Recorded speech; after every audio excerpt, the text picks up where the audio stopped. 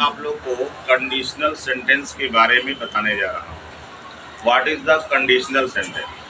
इसको कहते हैं शर्त सूचक वाक्य। जिस वाक्य से हमें शर्त का बोध होता है उसको हम लोग शर्त सूचक वाक्य कहते हैं। जैसे यदि तुम मेरे पास आओगे तो मैं तुम्हारी सहायता करूँगा। पहला इसमें रूल होता है कि अगर दोनों सेंटेंस फ्यूचर टेंस में हो तो जो शर्त सूचक वाक्य होता है उसका अनुवाद हम प्रेजेंट इंडेफिनिट टेंस में करते हैं और दूसरे का अनुवाद हम जो है फ्यूचर इंडेफिनिट में करते हैं। जैसे यदि तुम मेरे पास आओगे तो मैं तुम्हारी सहायता करूँगा, दोनों फ्यूचर टेंस में है तो यहाँ हो जाएगा if you come to me I shall help you. यह पहला कंडीशन है। दूसरे कंडीशन में क्या होता है कि यदि दोनों सेंटेंस प्रेजेंट टेंस में हो और पास्ट को दिखाता हो, जैसे यदि तुम मेरे पास आते तो मैं तुम्हारी सहायता करता। ध्यान सुनिएगा, यदि तुम मेरे पास आते तो मैं तुम्हारी सहायता करता, यानी जो काम इसमें कहा जा रहा है वो पास्ट के लिए कहा जा रहा है।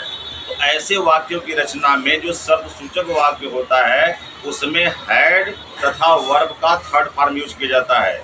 अब दूसरे वाक्य में वुड हैव का प्रयोग करते हैं, फिर वर्ब का थर्ड फॉर्म यूज किया जाता है। यदि आप मेरे पास आते, if you had come to me I would helped you, मैं तुम्हारी सहायता करता। तीसरा स्टेप इसका बनता है कि यदि शब्द सूचक वाक्य काल्पनिक हो, यदि मैं राजा होता, यदि मैं पक्षी होता, यदि मैं मॉनिटर होता, यदि मैं अध्यापक होता, ऐसे वाक्यों में हमेशा वेयर का प्रयोग करते हैं प्रत्येक कर्ता के साथ। यदि मैं राजा होता, if I were a king, if I were a teacher, if I were a student. दूसरे वाले वाक्य में वुड प्लस वर्ब का फर्स्ट फॉर्म यूज किया जाता है।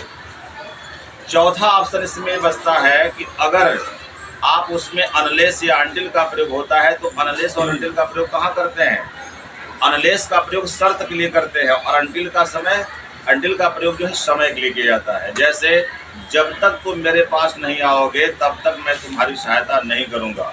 तो unless you come to me I shall not help you, यानी जिस वाक्य में अनलेस और अंटिल का प्रयोग हो जाता है वह स्वयं नेगेटिव हो जाता है, उसमें नॉट का प्रयोग करने की कोई ज़रूरत नहीं होती, अर्थात उसमें नॉट का प्रयोग नहीं होता है।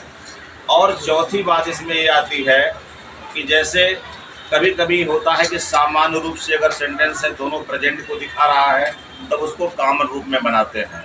जैसे जो बालक परिश्रम करते हैं वे सदा सफल होते हैं, तो ये दोनों नॉर्मल हो गया।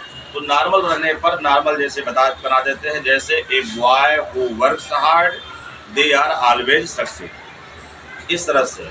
और कभी कभी क्या होता है कि शर्त सूचक वाक्य जो है फ्यूचर में रहता है और दूसरा वाक्य जो है उसमें मॉडल वर्ब का प्रयोग होता रहता है।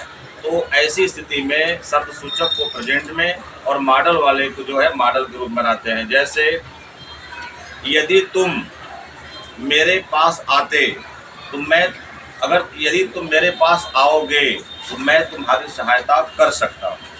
अब इसमें क्या है कि एक तरफ फ्यूचर हो गया और एक तरफ आपका जो है मॉडल दिखाई दे रहा है। तो इसको ऐसे बनाएंगे, यदि तुम मेरे पास आओगे, if you come to me, तो मैं तुम्हारी सहायता कर सकता हूँ, आई कैन हेल्प यू। तो यह 5 स्टेप होते हैं कंडीशनल सेंटेंस के।